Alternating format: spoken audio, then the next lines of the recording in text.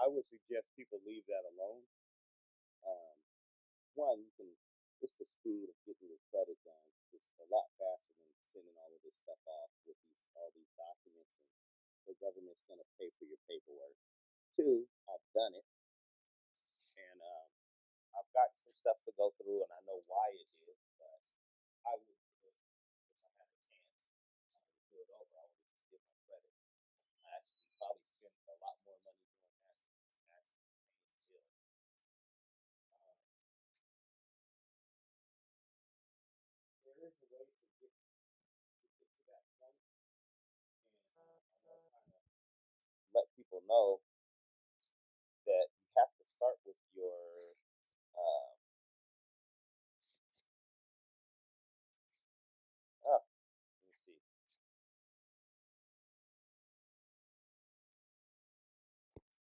All right, hopefully you can hear me now. I'll start over. Yeah, I just got on here to talk about. I'm just finished up today, and a lot of people are asking me about these private foreign trusts or express trusts, the 1099A process, and the government's going to pay for your bills and all of that stuff. Um, yeah, they're not. A lot of that was some loopholes that were getting used, and I got some stuff to go through. I know why. I probably would do it a little differently now than I did in the past. I wouldn't use it today, and I wouldn't use it that way. There is a correct way to do it, and that's why I'm getting everybody set up with their trust and stuff, because that's the first step of it. Really, what a lot of people are talking about that they don't realize is you're talking about asset protection. And they put all these fancy words on there to make you think that it's something spooky or special, or somebody's hiding something from you, and they're not. I can actually kind of tell you guys exactly what it is that you need to go read. You need to read the SEC law. You need to study import export. You need to study the IRM, the Internal Revenue Manual, and you need to study uh, your Constitution. Of course, everybody should know their state constitution, not at the federal too, but more importantly, the state. Um, and it's something else that you need to study: SEC, IRM, and yeah, import export. So if you study those things, you'll start seeing all of that stuff in there. But it's a healthy study. It's not anything that you're gonna get.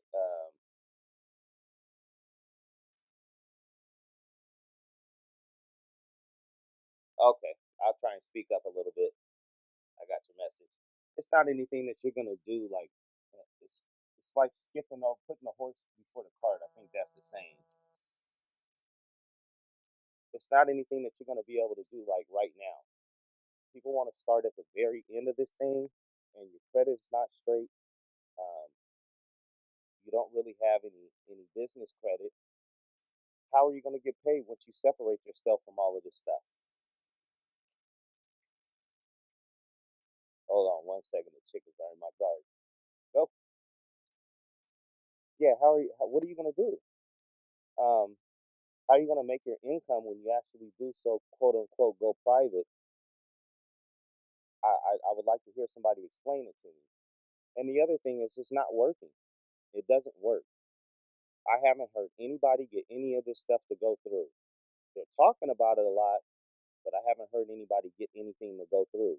And people are wasting a lot of money and time and effort with these packages and then stringing you along. It's kind of crazy because they're actually listening to people who have not done it. How is somebody that hasn't done it going to tell you how to do it? They're sending me videos and stuff. I've seen it all, and I'm gonna post this in our little private area for some of the members that we have. But yeah, it's hogwash, man. Just I will work on your credit. The first step is getting your personal credit straight. Now there is a way to do it, and I'm not gonna go into detail on public about it. And it's not anything spooky or nobody's hiding it. It's all in the rules. you actually have to go in front of Congress and get a hearing and get permission to get this stuff like that done.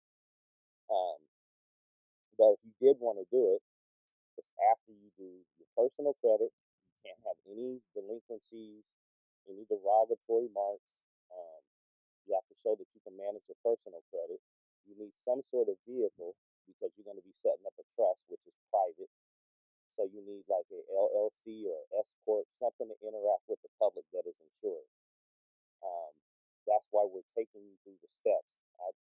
Personal credit first, then your business credit, and then the trust. That's just the beginning steps of it. There's a whole nother side that you need to do offshore for that. But if you can't get there, then you'll never be able to start using or utilizing some of the stuff that you so-called on the 1099As and promissory notes and all of that. The whole point that I'm doing this is to help people out. Because if you look up what this actually all is, that they're putting, I call it the googly gop on, is it is I just said the word. It's financial asset protection. This is, I don't know if you guys realize that every bank, I do a lot of finance stuff and notaries and signings. Every bank has a private section. For Bank of America, it's Merrill Lynch. For for Chase, it's JP Morgan. They have a sector for that for people who have the right paperwork to be inside doing this type of stuff. I actually had a guy fly in on a helicopter, came in, did a land deal overseas, and then flew back out. He was there for 30 minutes. So stuff like that, that's when you're moving big already. By the time that you get there, what I'm hoping is people can see that you don't need to even do that. You're going to have enough credit and business stuff to do that. What the problem is people think that somebody's going to pay the bill. So if everybody had $1 billion, the currency would be worthless. It'll just be like you had zero. So that's like an unfeasible thing for people to have this in their mind that you're going to be able to get the government to pay off your bills. And I hear them talking about HJR 192, and they took everybody off the gold standard. All of that's true. But what they did do is open it up for you to do government contracting. That's where all the money is going that none of us, especially minorities, are taking. They didn't say they had to tell you how to sign up for it. They just had to make it available. Everything that everybody's looking for is in the Jobs Act for the HJR 192. It's there. They provided what they were supposed to provide. And I just don't understand what people don't get. I know it sounds wonderful that you can go get, a mega mansion, a Lamborghini, and not have to pay it back, but that's not reality at all. Now you can build something like that that's with your trust and your businesses if you have something, but you actually have to create something and provide something that people can use that's needed. It just can't be this thing where the government's going to pay your bills. They're not. And what they did last time it was a lot of loopholes that we got around. Like a lot of people don't realize that they say discharging your debt, that's just credit restoration. That's using the FDCPA. That's it. No big secret thing. It took me a long time to come to that. When I figured it out, I had to go back and reread a lot of stuff. And it's just crazy that this stuff is all online. I mean, I'm literally getting like 20 or 30 calls about this every day. I don't know who's pumping this, why it's come back, why they're talking about it again. It's just part of the cycle, but the documents and the processes that people are putting up is like 10, 15, 20 years old. A lot of the stuff that I heard about started in the early 90s. With Roger Elvick was the first one that I heard, and then Gene Keating and Winston Shrout, and all of that came after that. If you guys just type in and look up Winston Shrout, Gene Keating, you can see how old those videos are. That's what they were doing. Now, really, what it is about finding loopholes in the law. If you really want to study something, it's finding a loophole that you can use. That's how they were really getting over. But the loophole that was open when the A for B stuff was going in, um, it's done. Can't get it. And they will send you the money though because it's an honor system. So they're when you report, you're even if you got a CPA, you're responsible for your taxes because you're the one that's signing off that it's accurate. And when you report those taxes, they're taking you on the honor system. If you do those processes and you somehow do get some money, I guarantee you that you are going to have a visit. And you better know what you're talking about and why you can do it. And if you don't, you're going to be in trouble. Because most people are going to get the money and they're going to go blow it immediately. Not later on, but right away. And I've seen this whole thing happen. And a lot of people got in trouble. Like, I've been in all of these groups and stuff. This is not anything new that they're pumping. They just changed the name and a little tweak on the process. But yeah, you can get a return. They'll give you the money for that, but they're gonna come back and check. And this time they're kind of ready for all of that because they know that the economy is crashing and people are gonna get desperate and start trying to do stuff like that. And what's gonna happen is they hired 150,000 criminal investigation officers for the IRS. They're gonna come pick everybody up that's doing that. Last time, I just think it was so overwhelming with the paperwork, they, selectively pick people up. But a lot of the people that were teaching all of that, man, they're in jail. They are in jail. The only one I think that didn't go to jail was Gene Keating because he wasn't doing that. He was teaching it, but he wasn't using it. But Winston Shroud, go look him up. Creditors in Commerce, Jack Smith, Brandon Adams, uh, Gordon Hall. Uh, I can go down the list of them. I've studied all of their stuff. And I can tell you that what does work was the credit. Some of the stuff with the credit worked, but that didn't work because it was private.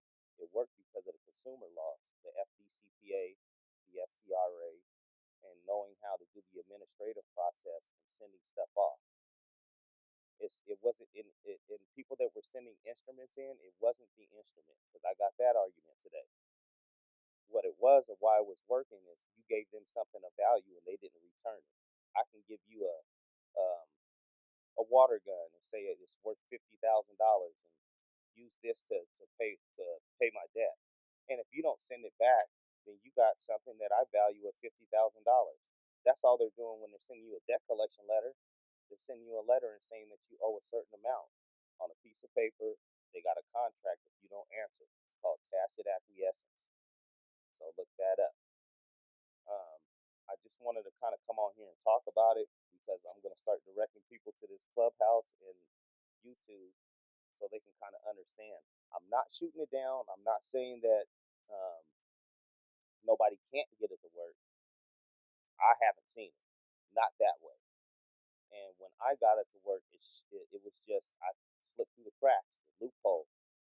I know why, but I won't say that publicly on why and how you can make it work now because it's not working and you're just probably going to cause more problems for yourself than just fixing your credit. In 90 to 180 days, you can have 150 to $100,000 in your hand in credit, in lines of credit or a combination thereof. That's going to take you like 3 to 5 years to do, to study enough of that to understand that, oh, I got to go back and fix my credit and do my trust. Why not just do it now? And all of this different stuff about these rules that people are coming up with, it's just crazy that I've watched some videos that people are sending me, and they're following people that are doing something that probably gets kind of gray and get you in trouble, and they're the sovereign citizen stuff and all of that. Man, none of that works. If you want, there's ways that you can get diplomatic immunity if you got your trust and stuff set up. That it has nothing to do with anything else. Nobody's hiding the information. It's right in the laws. They got a rule book on telling you how to do it. Um, I just don't. It's frustrating to see people because I've seen this round before. Everybody's going to end up giving their money to somebody. They're going to disappear and tell you that you did something wrong, right? This is the three excuses they're gonna have. You didn't do it right, right? That's if they don't disappear on you out of the blue after they make $300,000 or $400,000 off everybody, getting giving you all this paperwork that never works. So it's been going for about 6 months now, so that's coming.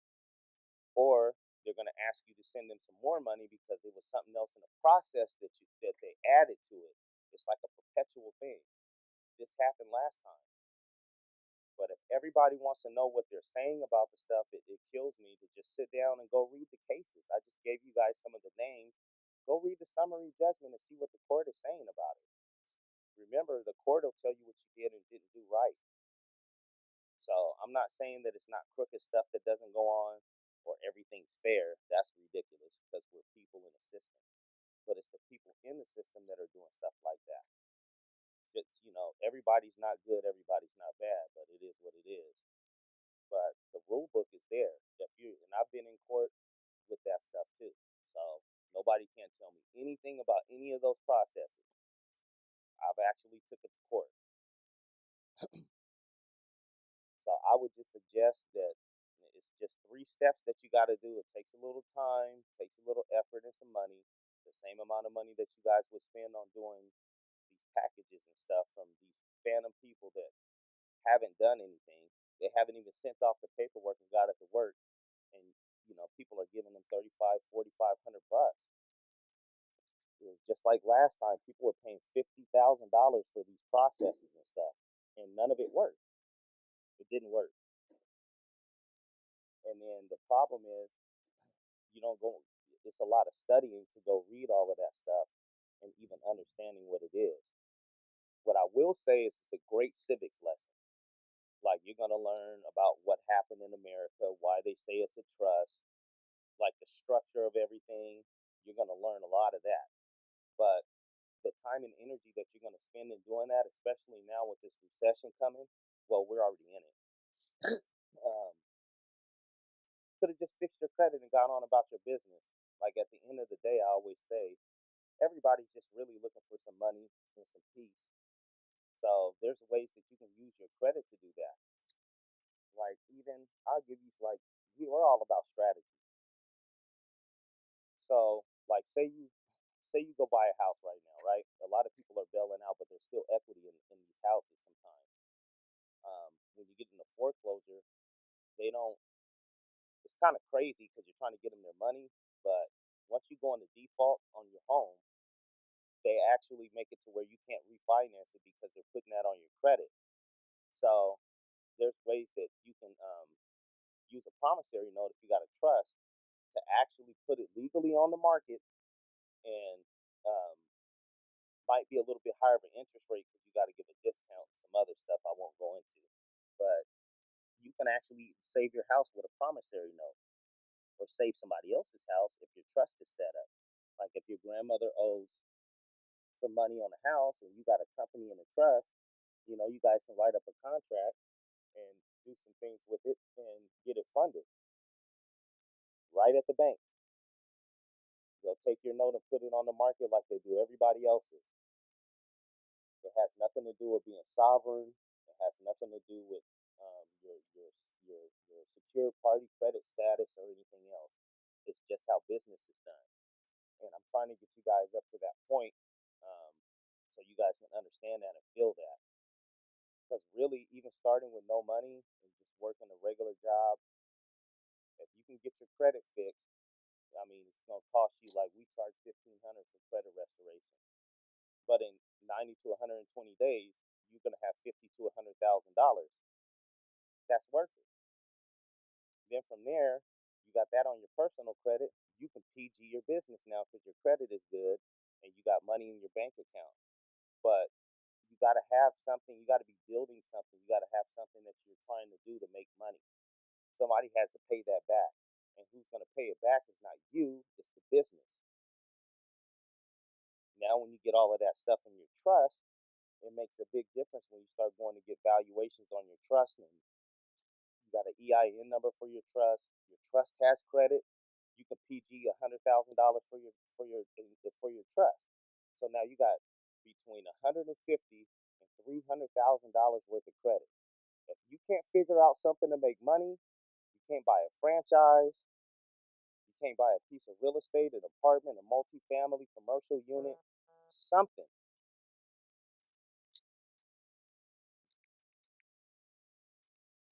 Veronica said my volume. I am talking as loud as possible. I don't know what's wrong. I don't know, is it the area that I'm in?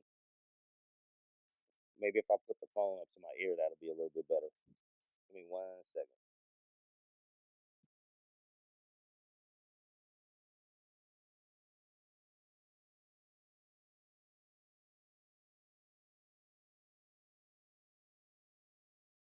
Hopefully that's loud enough, Veronica. If you can let me know in the back channel, I'll try and speak up a little bit. But yeah, I'm just concerned that a lot of good people are going to get hurt.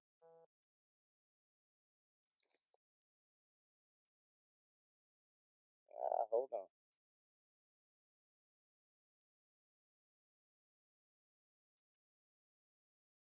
In 1 second. Let me see if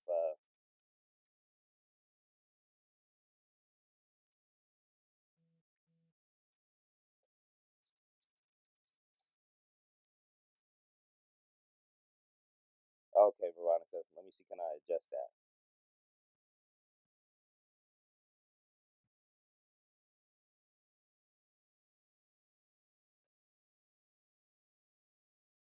Let me see. Yeah, I took my headphones off. I thought that would make it better, but I'm not sure. Is it just my connection?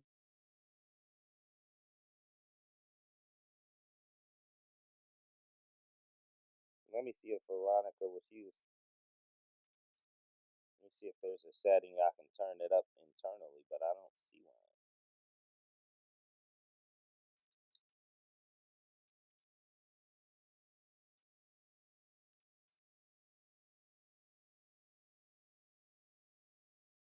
Let me try turning on some Wi-Fi and let me see if that.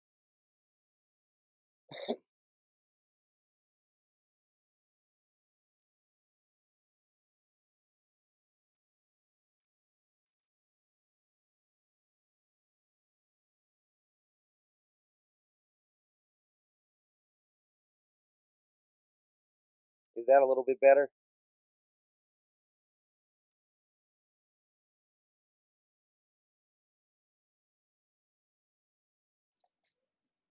Can you hear me, V?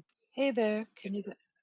Now I can hear you. Okay. I don't know Wait, what. hold on. Let's see what's happening in the chat. No, it was really weird. So, can everybody else hear him? Good. Put it in the chat. I think sometimes you have to. There's internal settings in Clubhouse about sound, but I can hear you great now. What's everybody? Can everybody else? Okay, there we go. Okay, cool. Okay. I'm gonna shut up now. Okay, cool. Okay. I'll finish. I don't want to keep you guys too long.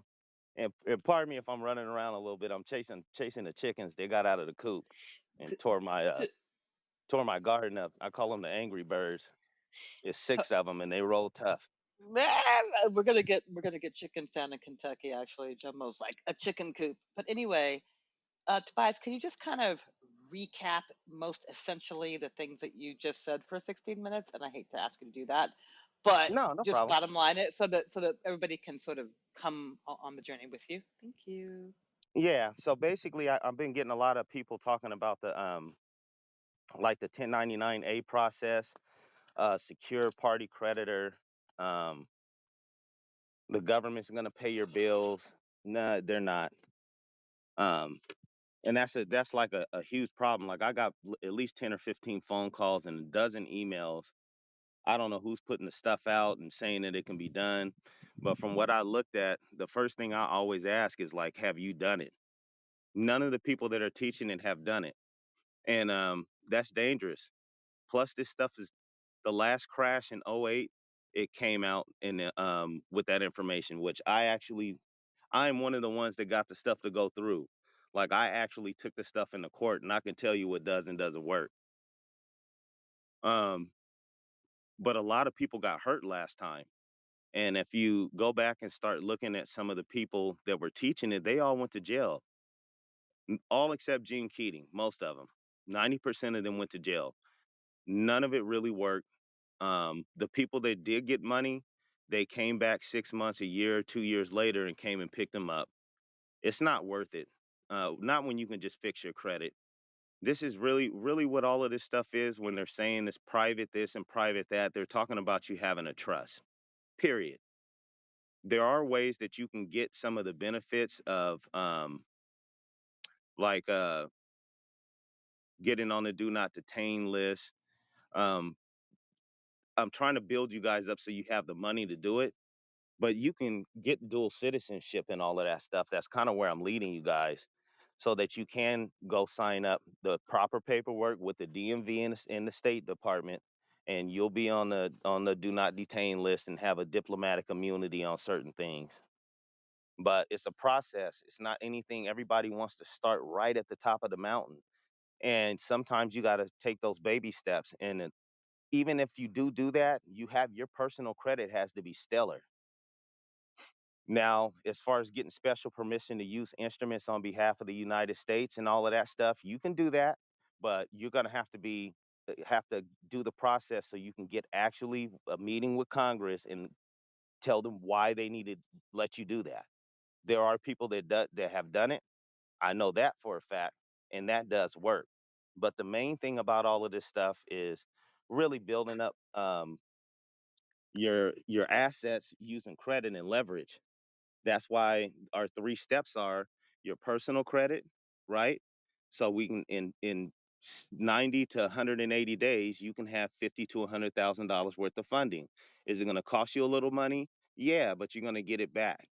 Now you can take that and fund your business with it, and then your business will have 100 to 150,000 because they give a little bit more credit to businesses. But look, now in less than a year, you got access to like 200, $300,000 worth of credit. You can do the same thing with your trust. You can do it for more than one business. You can have 15 businesses. There, you can do shelf corps and put them on the shelf and have them all ready to go. So when you got an idea, you don't have to start from scratch. Go grab one of your shelf corps out of there, run it through the process that we're going to show you when you do our business program, and you're up and running. This stuff is not rocket science. It's just everybody wants to, and it's human nature. We always want to get to the end first. We want to start at the top of the mountain instead of walking your way up. It's worth the trip. I just want people to stay away from this bullshit. I'm sorry to cuss, but it's crazy that people are falling for it. I mean, to have somebody teach you something and tell you all of this different stuff, and you're paying them $3,000, $4,000, 5,000, 6, 7, 10. Some people got hit for 50 grand last time, and they didn't have anything to show for it when they could have put that towards their credit and whatever their business goals were, and actually built something that gave them some sort of residual income. So if it sounds too good, my first rule of thumb for all of you guys, and I hope the people listening to the replay, just ask these people, have they done it? They're going to tell you that they know somebody that did it. They know of a person that did it. So how can you be taking money from me and teaching me and you don't have a business? I mean, you don't have a your 1099A process done. Why would they be taking money from you if they can write up a promissory note and the government's paying all their bills? Wouldn't they give that away for free? I would. Can I pay you with an instrument? Try and pay them with an instrument. Send them an instrument. I put out a 100K challenge for anybody that can show me proof that they got that to work. It's just sad to see people getting, a lot of people are about to lose money and get hurt, and you can't talk to them like they're totally sold on it. And I'm like, this is wild to see it again. Like, it's on YouTube. You can go on YouTube. You can look up Winston Shroud. You can look up um, David. Well, David when Miller passed away. Um, but Creditors in Commerce, Jack Smith, Brandon Adams, Roger Elvick. You can go look all of these guys up. Go read their summary judgments and see what the court is saying. There's actually some jewels in there to tell you how to do it. But yeah, it doesn't work, man. The whole anti-system thing. I'm with working the system. finding loopholes that are safe and legal and working the system. You don't have to fight the system. What we all need to do is just start working together. Then we can change it by our vote. Like, Veronica for vice president or mayor. I think she'd do a better job than our mayor out here. So stuff like that. Hilarious. Hilarious. Really, you know, why can't we have people that are from our community have that type of support? But if we all got our credit and stuff straight and we're all doing business together, then now we can start donating our campaign funds to people that we want to support. There's a lot of young cats out here in our area that they just don't have any support. Our communities don't have enough money to support them, but we're not working the system. They're not doing anything spectacular. They're just building trust and passing wealth down to their families. So when their kids are born, they're already way ahead of us. We just have to be fortunate enough to have somebody around us or find a service or somebody that knows how to do it to get you started, and then be diligent enough to listen and follow through. But it's getting bad, man. And this is all a part of this. This is how I know the foreclosure thing is coming, which I'm trying to get an ebook together for everybody, but bear with me. Um, yeah, it's gonna be a big crash. And it's not just gonna be here. It's gonna be worldwide. Last time it was just here. That's what's gonna make it really, really bad this time. And while they're fighting and stuff, we need to be getting our stuff together. Because what's going on now, I say in about another 3 or 4 months, the property value is going to noticeably be going down. Like if you probably look at your Zillow or your Redfin, you start looking at the price cuts. Every week, I got properties I look at just in certain zip codes that I want to buy in, and it's slashing by like 30%, 20%, 15% down. You know, it's coming. It's the same. I've seen the movie before. I was on the other side of it. I had 4 properties that I lost in '08. Just bad timing. I was 20 days away from making three or $400,000, and the market crashed. And we were new to the real estate thing. We didn't have anybody to come tell us about our credit, how to bounce back. Hey, you should have had this stuff in a trust so you could have had insurance on the homes. With the trust, there's a way to save your property. Why do you think every time that you see wealthy people, they always put their property in trust? If any of you are in any kind of finances, you'll be able to see that they have insurance on their trust too. So that's like a big thing too. And there's a way to get a certain type of insurance that covers your property in case you default. Like that's the type of strategy and stuff that we're trying to set people up with in our programs. And the people that I work with, I just don't want to fix your credit and set your trust up and then send you on your way. Like now you're set up. Let's go over here and buy some property. Like we're gonna have a fund at the end of the day for investments, but let's start pooling together and start buying some of this property and doing business together with each other.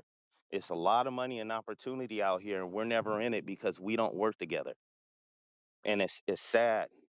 People get information and they go huddle it up and use it without telling anybody in our in our community. They don't do that. They work together.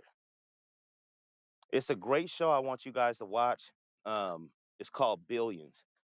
You want to know how it really works? Watch that show. That is one of the greatest financial shows I've ever seen outside of the Wolf of Wall Street. But it's called Billions. And I think it's like 5 or 6 seasons.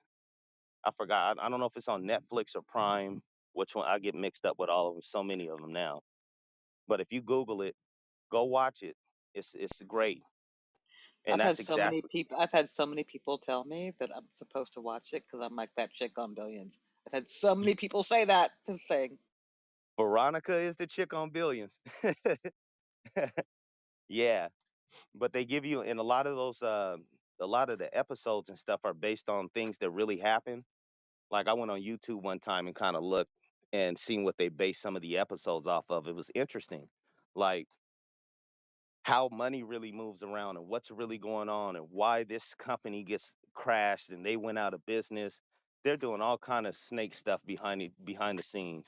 You can never know what's going on with any of this, but you can start your own stuff. Who said we can't have a hedge fund?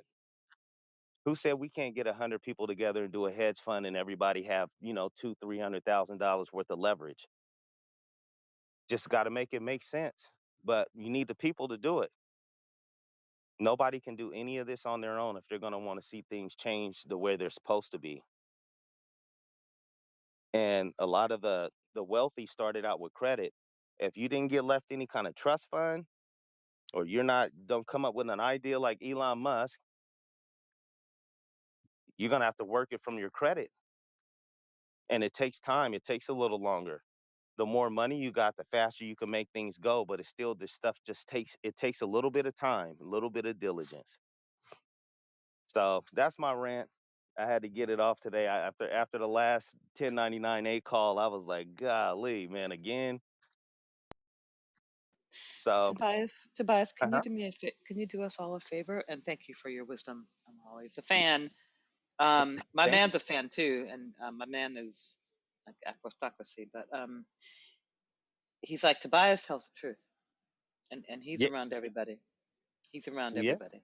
He knows everybody. So, can you just break it down and phase it, right? So phase one, phase two, phase three, so people can locate themselves on the journey wherever they are, so that if your credit's fucked up. And listen, I'm just cleaning up a couple of things for my credit right Hmm. now with Tobias's direction.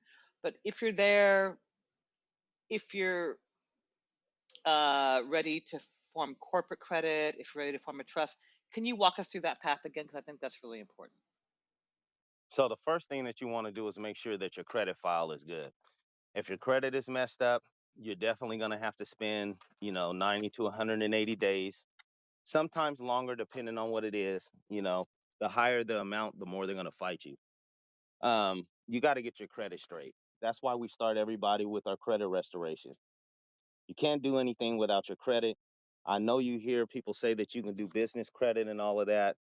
Um, you can, but you're going to get like, a $2,000 card, $5,000 card, because they're going to want you to PG it if you want any money. So, regardless of anything, even doing your business credit, you're going to have to fix up your personal credit. So, you will start with there first. Optimal, you want to be at a 720 with below 10% utilization. So, and what that means is if you have a credit profile with $100, then you want your utilization of what you owe to be $10 and below. We'll say it like that to keep it simple. And then it's the age of your credit as well. Like it can't be new credit. You got to show some age, and you can do that with authorized trade lines. We sell those too. Um, but you want to have at least 10 years worth of history, 5 to 10 years. I say closer to 10. 10 is the magic number. And then you have to have primaries now, because what people were doing was just getting a blank credit file and loading 5 or 10 authorized user trade lines up and then going to apply for everything. Um, that doesn't work anymore. They want you to have some primaries. So you at least have to have 2 or 3 primaries. And what a primary is that's your account under your social security number. Authorized user is like you can add somebody if you had a primary, and your credit will report on their credit. They don't get the card or anything, just the history. So if you have family members or anybody that can help you out that has good credit, and they're responsible with they're paying their bills, and they have low balances on their cards, they can actually help you out and add you onto their card without you touching it. You have to explain it to them, because they'll send them the card, and then they can just shred it or cut it up, and then they can keep you on as long as you want, um, to help you out. So that's kind of the skinny on the personal credit. Once we get to your personal credit, right, we go for funding. So once your file looks right, and you got your utilization is right, and you got the right amount of credit history and the right limit. So you don't want credit history and your highest limit is $5,000. they're not going to give you a $50,000 credit card. That's part of why we use the authorized trade lines, is to get that part up too. So, you want your, when you do an authorized trades, you want to get one for long history. You want to get one that's in the middle of like 5 years with decent, a decent amount, 15 to $20,000, depending on what you can afford. You can get them more. The longer the history on the card and the higher the amount, the more that they charge you for. And then your newest card, you want that to have the highest balance. So it looks like, oh well, they just gave you, 30,000 or $40,000. Well, we'll start them out at 20. They're usually going to go after that middle number. So that's why we need that when we go to funding. And then there's a certain way that you do the funding to where you maximize the amount that you're gonna get. I can't give that away in public because people will beat that up. But we have a way that we do the funding, so it gives you more opportunities to get different cards. And like we always start with Chase. So there's certain rules and stuff that from doing the stuff we learn. If you have more than I think two or three cards or inquiries, Chase won't even look at you. So you always want to start with them first. So if you get them, you got them instead of trying to do them last. But we got a list that we do of probably like 10 to 15 different places, maybe lines of credit as well. And we do them so it looks like you don't have the inquiries on there when we apply. So everybody will see the same credit report when we do it. We do it all at the same on the same day. That way, you don't have 15 inquiries because they're going to turn you down. After you do that round of funding, whatever you get, we're already building your business credit. If you got the whole package, the trust package, we're working on that simultaneously. Then we get your business file together. Now, a lot of the places that we apply to, if your business is already set up, you can get like Costco. I'll give that one away. If you get a personal card at Costco, and I go in, I like going in instead of doing it online for Costco. If they give you a personal card, they'll give you the same amount or more on a business card off the same application and credit pool. It's little tricks like that to save you time. But before we get now while we're working on your business credit file, we get your inquiries off. So now we're going to do the same type of funding with your business credit. And when I say your business file, I mean, what they want to see in the bank is they got recourse. Like that they can come back. The more brick and mortar, like the virtual addresses are cool. You can start with that. But you kind of, even if it's $150 a month, find one of these small office spaces. Even if you got a partner you're working with, you guys can share it and break it down. So, go get your friend. Hey, let's split this office. I got offices that I don't even go to, but I need them because I need them for the business credit. Brick and mortar is the best because then they know that they have somewhere you're not just in virtual land.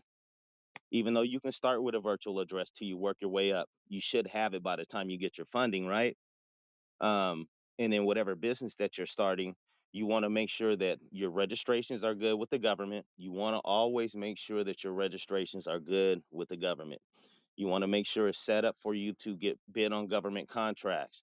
Not only because you can make a bunch of money doing it, but sorry,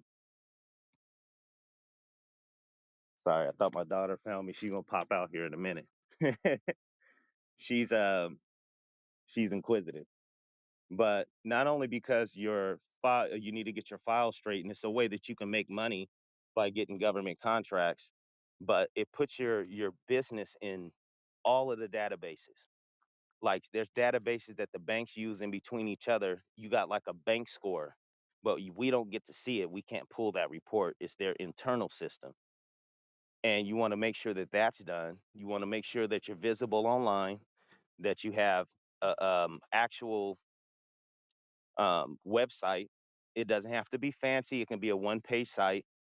You want to have a product for whatever your business is. You need to be on social media. You got to have all of those things done. You need to do your 411, your Google listing. All of that stuff needs to be done. That's when I say your file. On top of that, um, you need to make sure that you got like your local business wherever you're at. if you don't necessarily need a business license, but it's good to get one, like you want to put it over the top.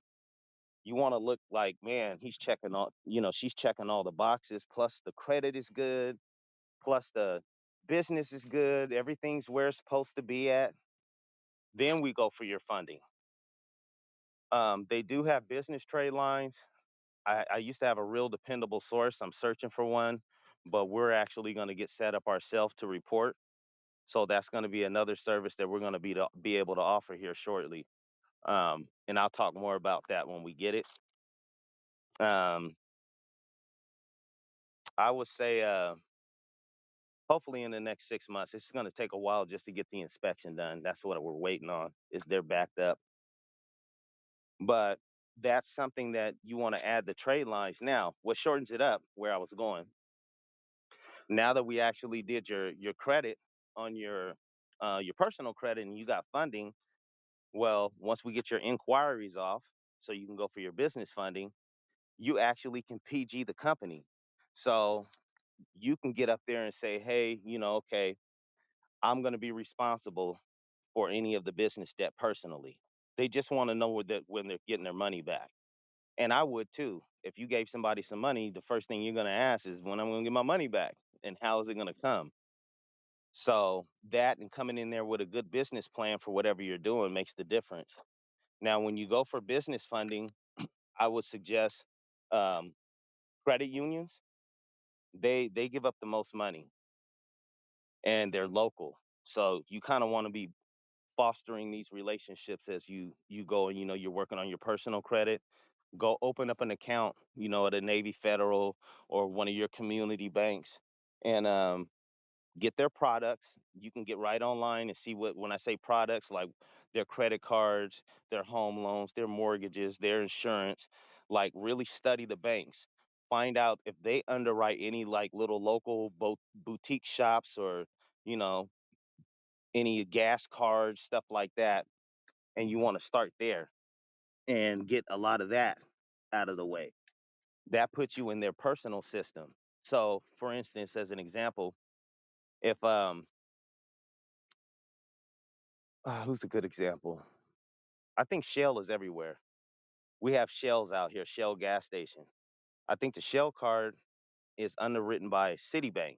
So if I know I want to go get a City Cashback Rewards card for my personal and get a City card for my business, then I'm gonna go around to the gas station, and the first thing I'm gonna do is fill out those little 5 cent slips. I'm gonna put my where it says the gas rewards cards, um, little cheap ones that they give you. It's not a credit card. It's just like keeping track, giving you points with Shell.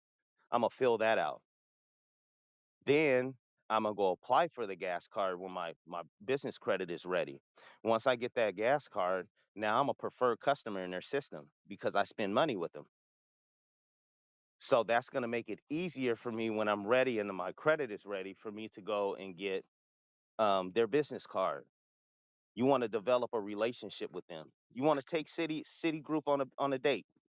You want to go to dinner, movie, lunch. You want to spend time with them. You're courting a credit card. Not a date. Oh my God, not a date.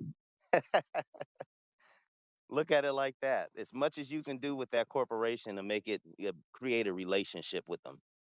Like that's a very, very important thing. And I target my cards like that. And then you'll get your favorites, Um, once you do that, you do the same. It's like a wash and repeat with the trust. Only difference is all of your assets that you have are going to be protected by your trust. Then once you get to the trust level, there's certain things and valuations and appraisals and stuff you can get on your trust to where now you can use your trust certificates as leverage to go get some real big money, like big money. So that's kind of what we're setting you guys up for. Then there's a whole offshore program to that too that we have. But for that, you're gonna need 50, $60,000 just to even set that up. Like you're gonna have to fly out there, get sign up, get your dual citizenship, set up your 98 number, set up your foundation and trust over there. Like that's the circle of life as far as the business credit on and offshore. But you only got to set it up one time, and it takes a little bit of work and time. but you'll have a lot of leverage and be able to maneuver when a lot of people can't. And you'll be able to help your family and stuff out too, which is I know is very important for me. Like it's no fun to have money and then you don't have anybody to hang out with. I've always wondered how people feel after you drive your Lamborghini around the court 4 or 5 times and everybody's seen it. It's not a big deal. But that's kind of the gist of it. Did that make sense, Veronica? Listen, you make all the sense. And so, yeah, it makes perfect sense. Yeah. So people have to really get this because this is a form of leverage that I don't think that many people, you have to walk through the access to leverage and you have to sort of conquer your fear. Tobias held my hand, right, while I walked through discharging $500,000 worth of debt. He held my Yep. hand, right? And I was terrified. Yeah. And I was like in the fetal position, like, help me, mommy or daddy or whatever it is, right? But yeah, it's a real thing, but it is a truth, and it is a truth for now and the next era, I think. So, made perfect sense to bias. Yeah, and it's a process. It takes time. I'm not gonna lie to anybody, and it's not the same for everybody. Everybody's credit file is different. What may take 6 months for you may take 3 months for somebody else, and you just have to stick with it. That's part of the reason they have it set up is for you to quit because you get tired of it. It gets frustrating, and then you got life and stuff going on. You don't have time to sit down and deal with getting your letters out. 72 hours after they send it to you and all of that stuff. Sometimes you need help, and that's all right. But the quicker that you get to that, the more opportunities you're going to have to make yourself put yourself in position to, pick up some real estate, get some cash flowing things, or opening up that laundromat that you've always wanted to do, or whatever your business may be. You might do hair. You can go buy your own shop instead of renting a chair. That's what life is all about. Then you pay the money back on your credit card and do it again. Find something else to invest in and create assets. Then the most important thing is you have something to leave for your kids that they're not going to do a 60% estate tax on when you pass away. Now you left some instructions on how you want things to go, who gets what. Nobody's at the funeral arguing or snarling at each other. Mom, dad, sister, auntie, grandmothers, it's all right here. It's in your words. Like that cuts a lot of that stuff out too. People get funny with money, man. I don't know what it is. I do a lot of signings for trust and stuff, like after the fact of changing property over. I mean, you should see the arguments that I've seen. Like I've literally had to leave. So take some time, do your research. We offer the services, but do something. Just don't stand there because the train is coming and it's not going to be pretty. So hopefully, if you're on the fence about getting your personal affairs together, you need some whatever you need to do. You need to do it fast. I'll say that. Super fast. So, can we, if anybody has questions, can you guys come up? You have to do it super fast. So the Economist came out today, and you've got to forgive me, I was just out to dinner. The Economist came today and said that 71% of all American economists are predicting a recession first quarter to middle of next year, which is what Tobias said in his previous room. He told you a few weeks ago what all the economists are saying today. That's actually what just happened today. So if anybody wants to come up and ask questions, please do so. Yeah, the questions help me out. I want to make sure people are like getting the message. Or if you got an issue that you want to talk about privately, feel free to email me, and I'll make sure that I put my email in the site on there. Yeah, you can hit me for a free consultation. I'll talk to you and give you some ideas. I have no problem with that. It gets really busy and I got a lot of stuff, but I'll call you back within a day or two.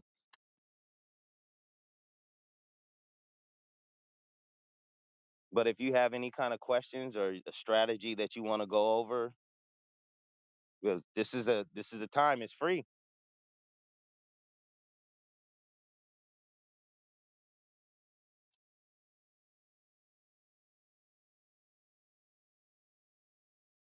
Hey, Jenny.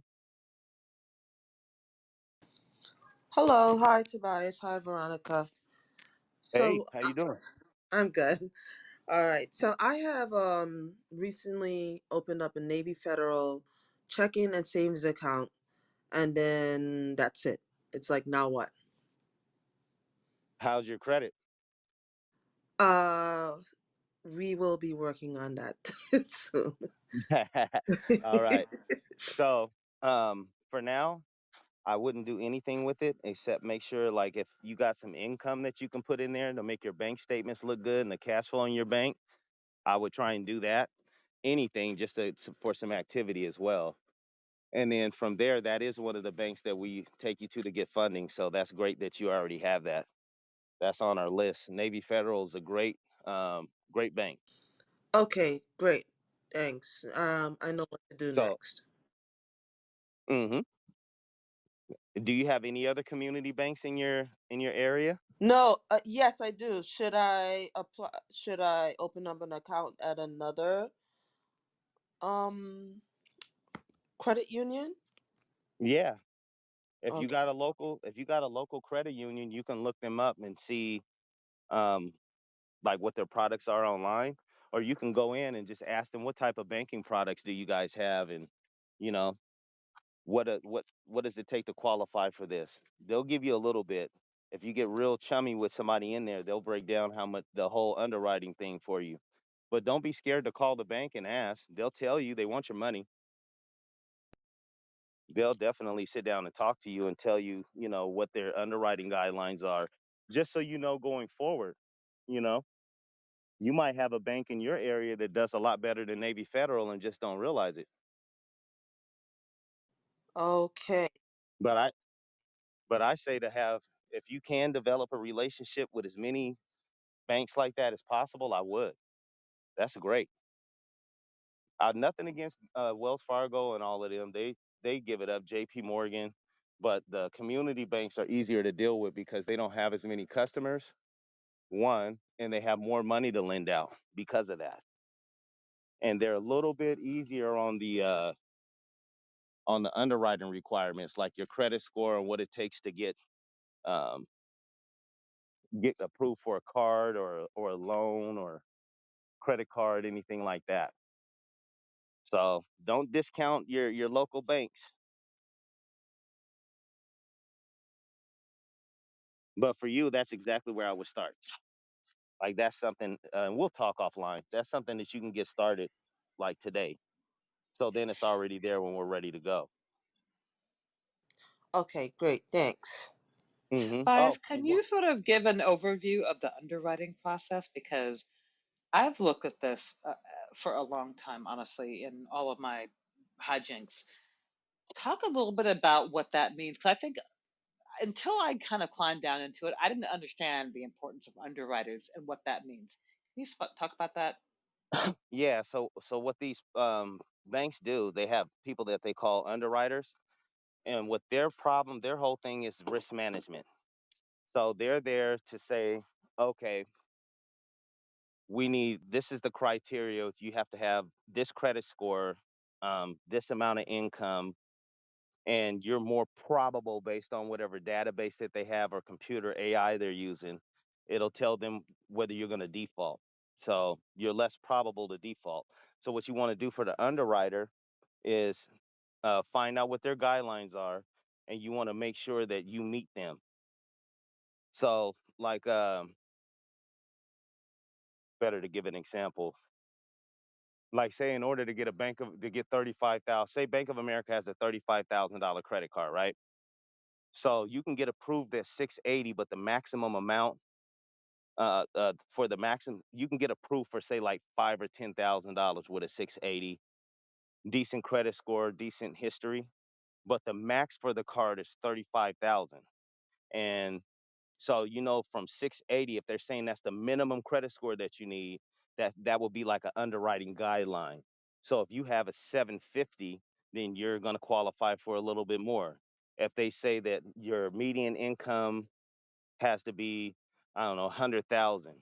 Well, if you have more than 100,000, you're going to qualify for more. You meet another guideline. If they say that your cash flow in your bank has to be, or the system is saying that. Let me correct that, saying that you have to have, at least $5,000 to $10,000 worth of cash flow monthly, and that'll be a minimum requirement. If you have more than that, then you're probably your chances of getting $33,000 is better than getting five. That makes sense. Yeah, this is a really important conversation because I look at this even in the context of getting funding for the summit, right? Because there's Hmm. always an underwriting issue. In other Yeah, words, what they're really saying is if you take in $100 million, how are we assured from the underwriter's perspective how we're going to get our money, right? Through processing. So it's a yeah. really big, it's a really, really, really big deal, even at the higher level. So thank you, Tobias. This is really important. Underwriting is a really important issue. Thank you. Yep. And then anything that you do, like even going in, like when we'll, for the people that have trust from me, and they should know this if they got to that point, but I'll say it anyway for everybody else.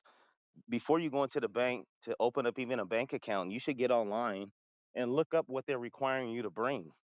It looks a lot more professional when you sit down and you're dressed nice, and then you have all of your paperwork like in a folder, and when they ask for something you can be like, boom, boom, I got that, I got this, I got that. So now it's like, oh, he's prepared. It makes you look professional, and then you're building a rapport with this person too, because usually whoever opens up your business bank account is going to open up your trust bank account. So when you come back with your trust, you're going to see the same guy, and you're going to have all the stuff that you need, and now you're going to be able to ask him about what kind of products that you can get for your trust. So it's a little bit of a learning curve to it if you don't know anything about it, but it's not impossible to learn. And you only have to learn it once. From there, you just have to do your maintenance on it. And when I say maintenance, I mean that you keeping up on your studies, because things do change and rules change and everything. But just some little light reading just to make sure that they didn't change some IRS code on you. That's what a good CPA is for. Everybody's in business. You can't go to the fast tax turbo tax place. You're gonna have to scrap that. You need a CPA. Period. Point blank. Or a good bookkeeper. Whoever it is needs to know what they're doing. Like that's a main thing we get ourselves in trouble. And I've done it in the past too. But a good CPA, not only can you write off their fee, but a good CPA will save you money. So you might have to pay five, six, $7,000, whatever they're charging in your area, but you're gonna have a plan, and they're going to be able to limit your tax liability, and it will get better every year, because now when you spend your money, you're going to be spending it with an intent. Okay, but is it fair to say, Tobias, because I've been through hell and back with like bookkeepers and whatever. Is it fair to say? And I was around Laurel Langmeyer and the whole Rich Dad community, I got to Barbara look her up. Kiyosaki. Yeah, I learned a lot at her feet. But she's a gangster. So is it fair to say that you have to be able to direct the activities of your bookkeeper? In other words, there's a strategy that comes out of, I'm going to say a corporate strategy that allows you to keep more money at the end of the day. And you have to Hmm. actually lead. That's what I mean about being like a CEO of your world or your company. You have to lead your Uh-huh. bookkeeper, align with the CPA to clock this. Is that fair to say? Yeah, nothing you ever do should be just somebody doing something for you. It has to be a Even if strategy. you It has you to be. you It do has to stuff, be aligned, right? it has to be a strategy, and you need to know what's going on too, because you might be able to find. A lot of times I found stuff looking up laws and stuff to save money with my CPA. So you have a part in it too. If you just sit back, you get what you pay for. If you're more how can I say it, more involved, because you ask questions. If you want to do something, ask and see how that can be done, and then go look it up, go do your due diligence. If they get the name of the law, look it up, get an understanding, ask questions. That's what you're paying them for. Ask as many questions as humanly possible. I used to irritate my parents with that. I was a question. I'm the why kid.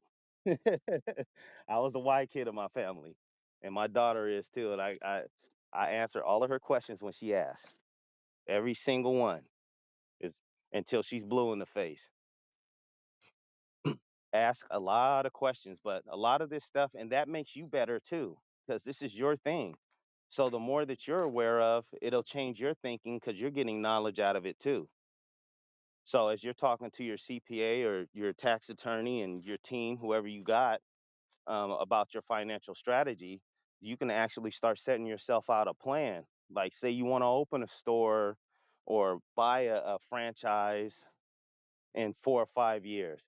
Well, now your whole tax strategy and everything, how you spend your money and the accounts you get, that all should be revolving around that. It just takes time to set it up. But the first step is your personal credit. That's the very first thing. If none of that's right, you're not going to get that $100,000 and everything everybody says that they get, or that you see on the advertisements and everything. You may get something, and something's better than nothing. But if you're going to go through all of the problems and trouble and time, why not make it worth it? Try and get as much as you can get.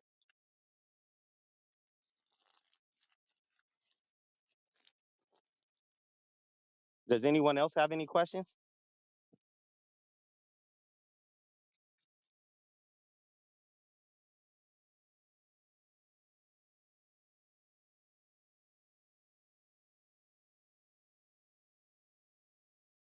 Raise your hand. Don't be shy.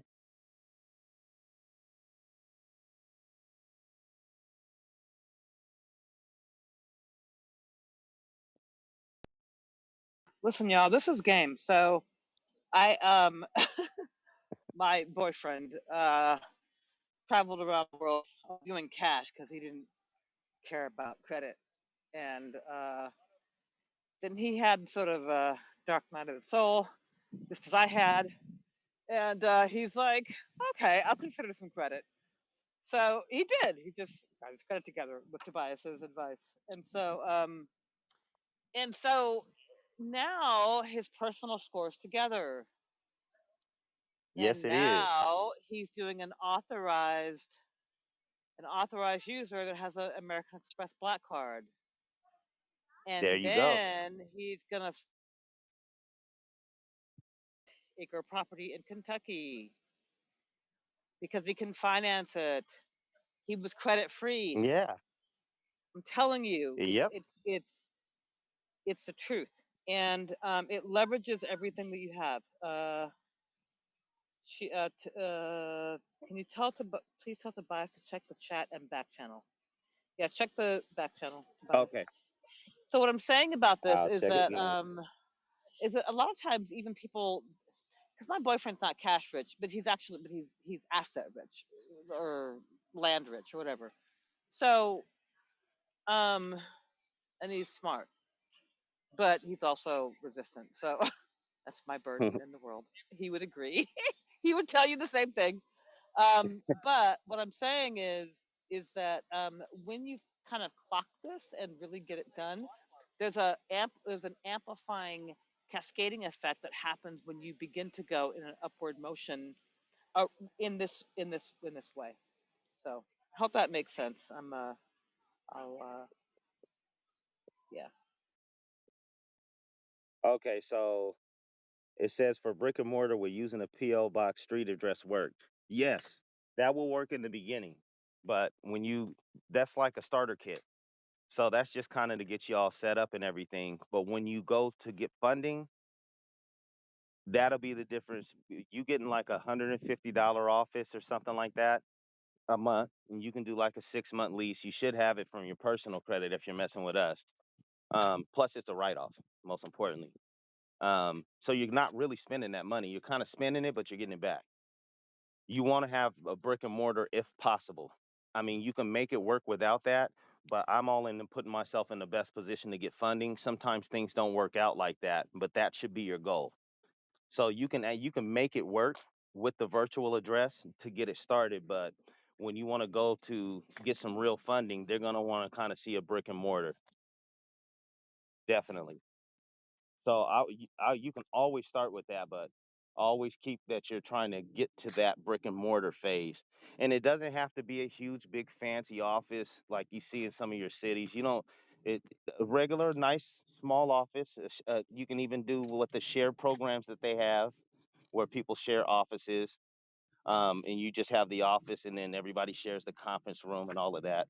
You can do all of that too, but you gotta have eventually a brick and mortar so you can really get it in. But Tobias, there is I'm out in the wind. There is an actual what's that office space that you told me about a long time ago? I forget what it's called. Where they take your mail, they are physical address. It's everywhere. What's Yeah, that business? Regis. Regent. That's right. Tell them about But that, please. I, yeah, you can sign up for Regis. That's one of the places that we use.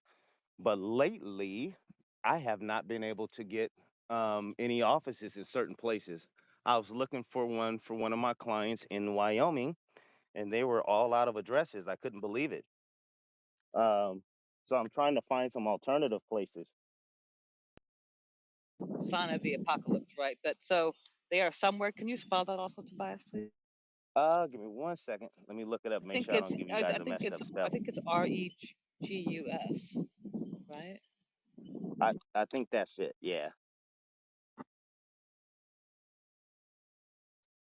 And you can Google some. I'll tell you. I'll give you a hint because a lot of them get used. If you Google one that is like maybe locally, then their addresses may not have been used as much as others. Might not be a bad idea to look at it. Wait, can you explain that and then check the chat, please? Um, like some of the addresses are used. People will use the address to get their business set up, and you'll see it when you go on to sam.gov. When they pull the address up, it'll be 14, 15 different businesses all in that one little um, on that one address. So with some of the maybe more local registered agents or virtual addresses, you may have better luck because they're smaller companies and they may have more available. And Wyoming is very popular too, so it's like one of the head destinations because of the privacy and all of that. Their laws, when you open up a trust, it has a little bit more privacy. It's not like California where you can see who owns the trust and all that stuff when you look it up. Kind of part of the asset protection play. Right. I opened up my my business recently in Wyoming to buy evidence from me, by the way.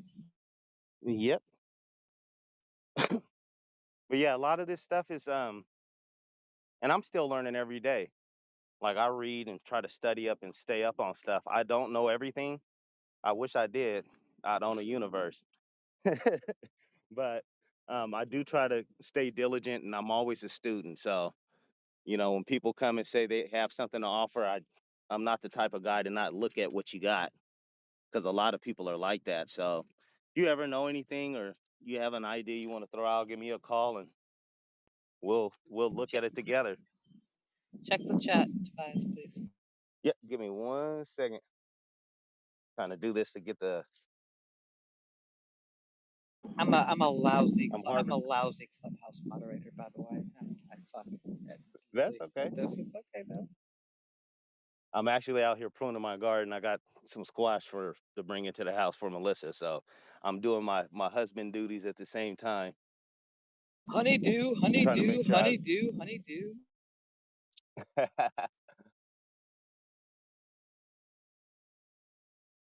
It's been so hot out here. I've been trying to do it like in the evening time, but it's I've been busy and I've skipped a few days. So if I don't cut it, the chickens will find it.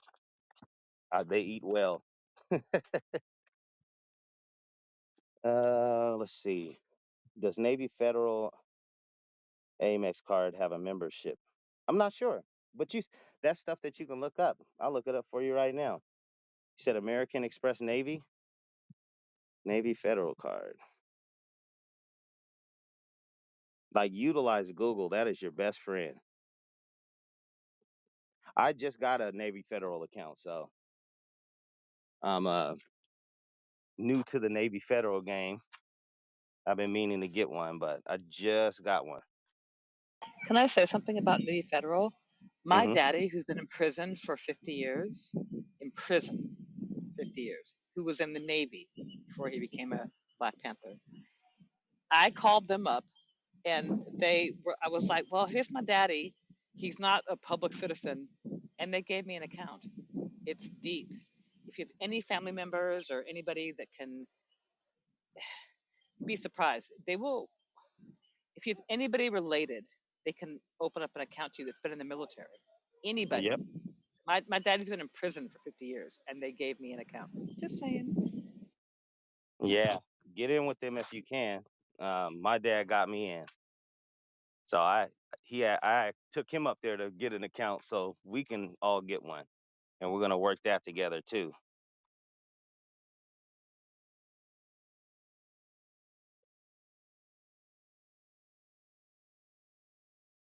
No, Ezra Lynn, I hope I'm saying that correctly.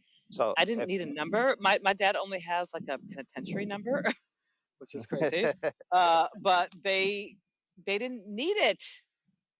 They just gave me the account. I said, "Here's his name, da da da, Veronza Bowers," and they gave me an account. so what you can do, and I'll call because I got an account, but you can call them and ask um, if their American Express card has a membership fee. I know some American Express cards they do that, but I would just call them and ask. Also, I'm on their website and you can compare cards. But if you don't see it on there, just give them a call and ask. It'll take like 5 minutes, They but I have the will ask. best customer service in the world because it's military.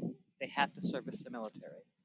So it's Yeah, really an extension of the military apparatus. So their customer service is impeccable. and they answer right away, not later. Like it doesn't take 15 minutes to get to a rep.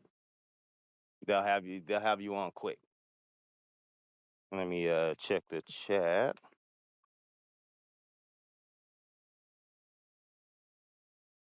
Okay, and then Jenny, when you look it up, um, come back and let everybody know. Put it in the chat here so everybody that's listening to the replay can see it. That would be cool. And if I find out before you, I'll put it up. All right. Does anybody else have any questions?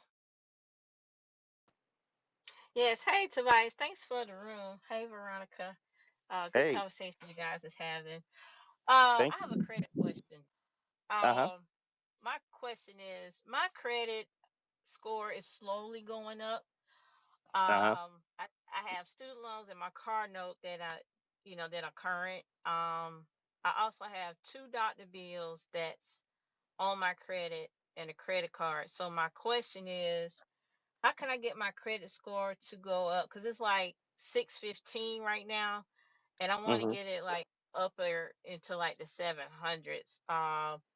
I have heard that I can't get my doctor bills written off because they sold my doctor bills to like a some type of associate or creditor, Yeah, and I've third party. heard that, yeah, to a third party. So I've heard that since they did that, I can get that written off.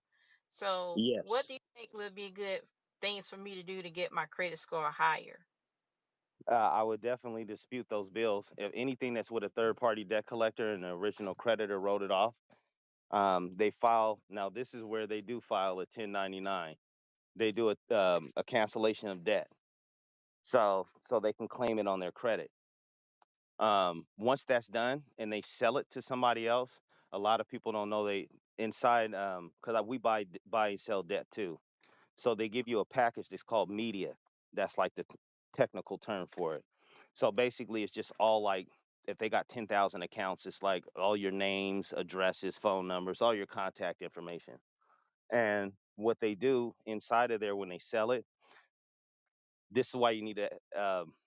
I put this in my letter, so I'll give you a trade secret. Um, you want to put in your letters when you're disputing it to ask for the media or the purchase agreement.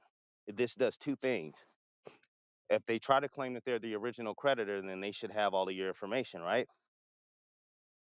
Two, if not, that identifies them as a third party creditor and you didn't give them permission to have your information. Remember, you have to give your express written consent. So now they have your information without permission, that's identity theft. I can't sell your information on the side of the street. So make sure that you dispute those. And two, it's a medical bill. Now, they got a law, it's called HIPAA, HIPPA. You need to report them to HIPAA because either the original creditor or them, I will report both of them. If you didn't sign a waiver for somebody to have your medical information, that's a violation of the HIPAA law. My brother Right. actually, one of my brothers did it for my other brothers, and he got a $24,000 check. I'm a, I was trying to get him to give me a screenshot of it, but I haven't been able to catch up with him. He's in the Bay Area. But yeah, him and his wife got a check. I think she got like 15,000, and he got 24,000. Yep. And For I've heard that too about it was against the HIPAA law for them to do that. yeah, none of your medical information is not public. Furthermore, you didn't give them permission. You didn't give them permission to have any of your information. And I'm going to say this because the HIPAA laws are more aggressive. So if you invoke that, I Hmm. just did that a month ago, and they took it off in like 7 days. Like they take it Yep. off in 7 days if you have the right configuration of the letter, because they can't violate HIPAA. So all medical bills can go bye bye just because of HIPAA. Just saying. Yep. And even if they fight you on it, you can take them to small claims court. And then about the other thing about the purchase agreement I wanted to mention, when if you ask for the purchase agreement, what you're looking for, if they do provide it, is there's a like a disclaimer in there from the original creditor who sold it to them, saying that they can't verify that any of the accounts or the information is accurate. So there you go, right there. So how can they validate or verify the debt if who they got it from said that they can't guarantee that it's accurate or not? Right. So Okay. that's a little trick when you get to that point. I put it in all of my letters. The second one through the fourth. But yeah, just And in one more case question. you have to go to Um, small claims court. okay. Have you ever heard of, the US educational loan, they have their own private sector creditors where they sold our student loans to that, and it's called Nelnet. Have you ever heard anything about that? Yeah, we got nailing that off. See, the thing about the student loans, all student loans are guaranteed by the government. That's like a big thing people don't know. They're harder to get off because they're so huge. But yeah, Nailnet, Navient. I think Veronica had Navient or something on there, if I recall. Yeah, you can I get them did. off. I discharged my student debt. Thank you. Hmm. Yeah, now I did hear that Navnet, then they just canceled everybody's loans because I didn't have them. Yeah, they were working on it. I don't know if Biden has signed it yet, but he was working on getting everybody's student loan debt discharged.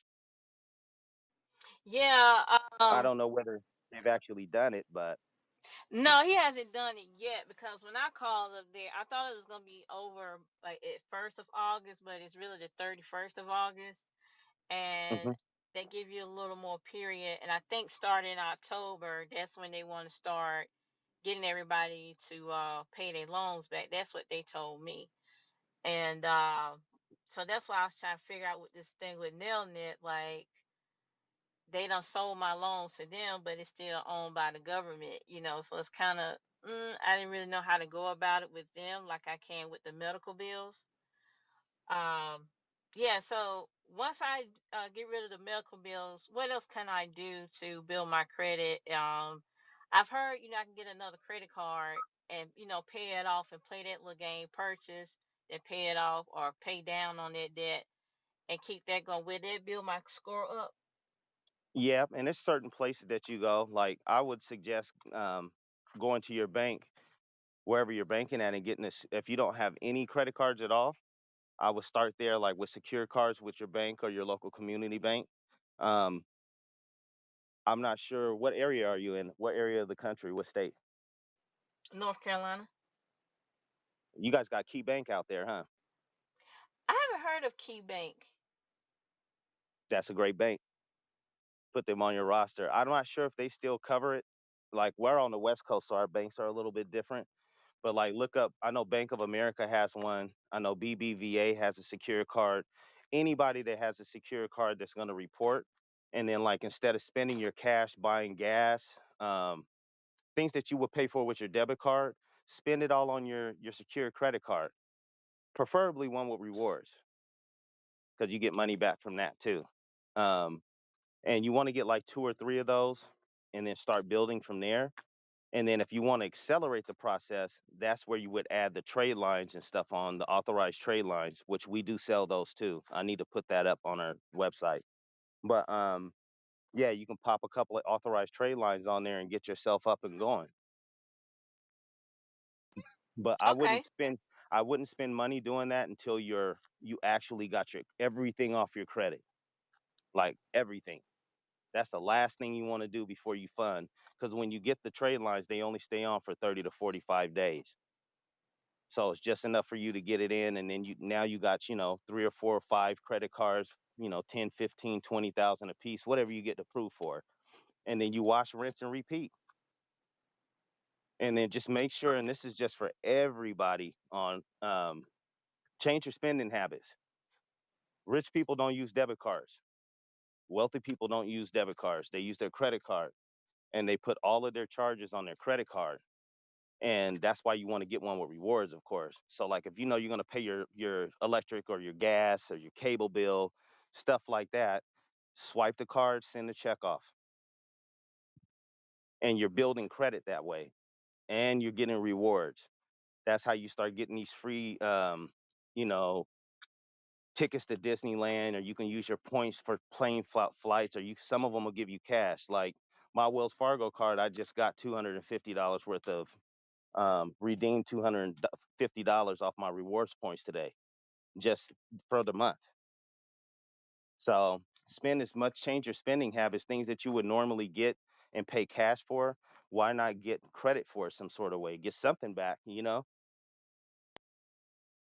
Yeah, that makes sense because I've been one of those people who was anti-credit and I rather pay cash for everything or I didn't buy anything. Hmm. And I listen to Dave Ramsey a lot, and he's really about that. But now that I'm interested in, getting some property and getting into real estate and investing, I'm learning like credit can be a good thing. So what you're saying makes a lot of sense now when you say as far as getting the rewards because it does help in other areas as well. I think people need to learn that instead of just being so anti-credit all the time because it can backfire you when you need something and you don't have the money for it. Yep. And it can be to your benefit, but we weren't taught that. I know I never had anybody. My parents did a very good job as much as they can, but nobody sat down. They didn't know. They didn't know to educate us about credit and credit cards and how to maintain them and manage them, what it is, and all of that. So it's hard to, and that's some of the same information that we were told. If you can't pay for it, don't get it. You know what I mean? All cash. Don't go into debt. Some debt's good to have. It just depends on how you use it. And we're in a debt-based system, so there is no real money, as they say. They are right about that. Everything is based on debt.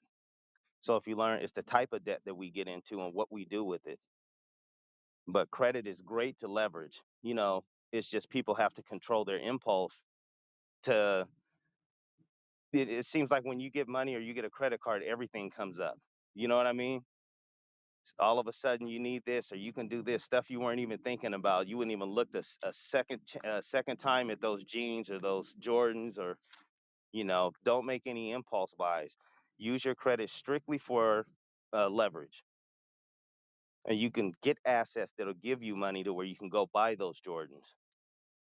Like I like what Robert Kiyosaki said. He wanted a Lamborghini, so he went and got a loan and got an apartment complex and let the apartment complex pay for his the profit from his apartment complex pay for his Lamborghini. So the Lamborghini was free. And if we start thinking like that, we will have a lot more assets and leverage in our life and stuff to leave to our kids. Because like it's sad to see people. I do a lot of the probate stuff too, and it's sad to see people that didn't know about having a trust, and like they, at least in California, they take 60%. 60% of your estate's gone. And I don't care if your parents had the house, they owned it, and they died, and you're in it, they'll come kick you right up out of it till probate is done. And that can take 6 months to a year, especially if you got a family that's arguing. So something to think about and really consider. This is about leaving wealth to your kids. That's what we all say we get up and go to work for, right? And a big thing of understanding that is the understanding ownership. We want to own things. You don't want to own things. You want to control them. I don't want to own nothing. I want Tobias Scott to be the brokest person in the world with the most control over assets. I don't personally want anything ever in my name except my credit, because once I use it, it's going into trust.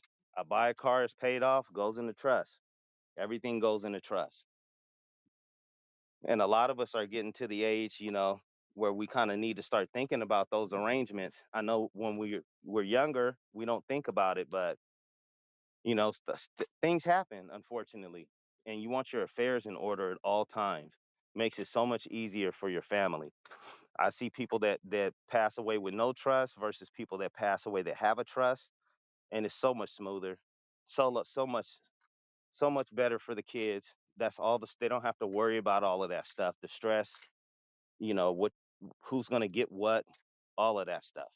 You keep that done, because that's a stressful situation for any family, and you have that taken care of already. You don't have to worry about it. It's done. Tobias, Anybody? check the chat, please. Tobias, check the chat, please. Uh, I am there's Amex. Let's see. I am a AU on my parents' Amex Centurion card. Can I get the platinum business card since I am in the family? Depends on your credit. They're not going to give it to you just because you're there as an authorized user, but it does make your chances of getting it better if your credit report is ready. So if you got, all the right things that we were going over earlier, as far as your utilization and the limits of your cards and the age of your credit, yeah, for sure. I say go for it. Yep. It's not the score though. Like, what do you got on your file? Because that's going to depend on the type of limit that they give you. Because you can have one trade line for $100 and have a 760. So you need 2 to 3 revolving accounts, 2 to 3 installment accounts, and you need, if you got to add some AUs on there for your age and everything, but you got to have a mix of credit between installment and revolving, and they all have to have low balances. They used to say 30% on your balance on your card, but if you can keep everything, oh, you have a mortgage. Okay, yeah, you might be able to do something with that. If you have a couple of more primaries, like some smaller credit cards or something that are in your own name, that'll be the only thing that I say. You paid your school loans, then that's good. Yeah, go to the. I think I pinned the website up there. Go sign up for a free consultation, and we can talk. I'll pull your credit. It only costs $1. You can cancel it after 7 days, but I can take a look and guide you from there.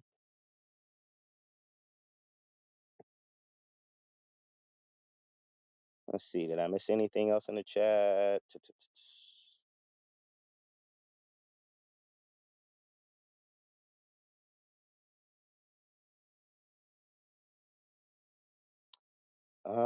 Special number. Let me open your mic up. I don't know what you're referring to as a special number. Let me find you here.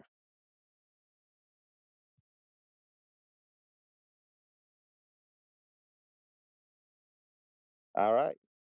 You should be able to speak now. Is it Ezra Lynn? Did I say that right?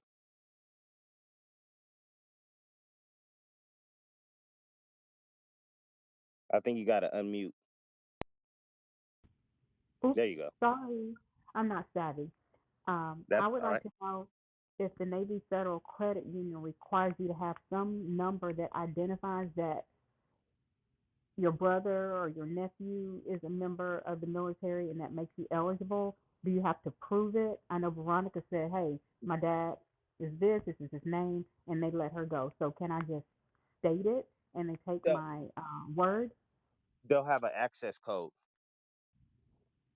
So whoever Okay, that person is that's trying to get you in, they should have like they give, I think it's called an access code. My dad did it for me, and he gave him the access code, and then I signed up. But okay. they can call if they have an account. If they don't know what their access number is, then they can call and get it. So if my brother and my nephew aren't already banking with them, would they have an access number, or is there just something that would show that they're eligible to get an account? No, they would have to go get an account or have had one. Um, Oh, yeah, they would have to be a member already. But if okay, they're in the military and they're not banking with them, you may be helping them out by doing that. That's a great okay, place to bank. I'm changing my insurance and everything over. I was looking at the race today. okay. I want to get in the family right away, so I will do that tomorrow. Thank you. Yeah, you're welcome. Does anyone else have anything?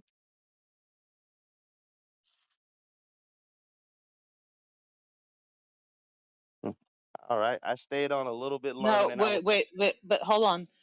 Okay. My daddy does not have an account with the federal. He's in prison for 50 years. Yeah, I So don't know. I'm just gonna. I don't know how you did it. I I would be mean, interested. I called him up and I said, "Hey, my daddy's name is blah blah blah. He was in the Navy," and they went, "Okay." And I'm Maybe not they saying were. that everybody else should do that. I'm just saying that's what happened to me. So try that first. Yeah, maybe they In were other able to words, look up whether he had any records or something. That would be interesting. I'll call and ask since I'm going to call. and my daddy was it was like 60 years ago maybe. He was in the Navy, so they had the record.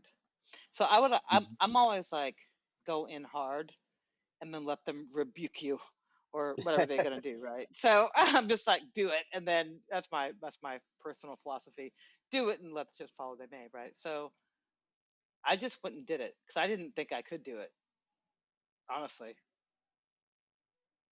Yeah, I was just like, okay, my daddy's was in the Navy 11 years ago, right? So try that too. Try that first, and then or just ask, and then if it doesn't work, then come back and do something different. So there you go. yeah, they're easy to work with. They got great customer service.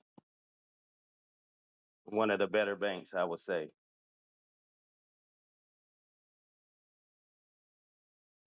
Does anyone else have anything?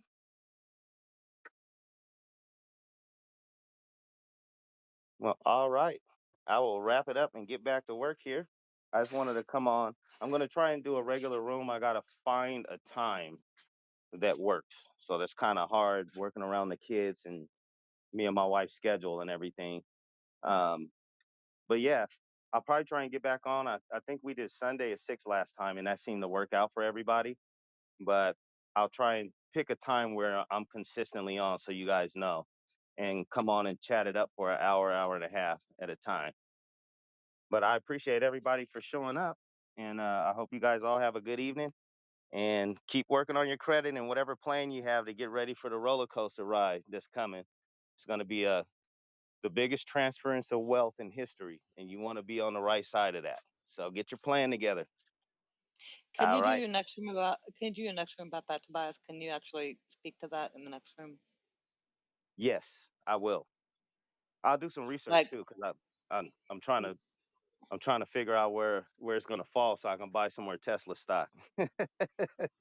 So right, but I'm gonna be I researching that. I think a framework around how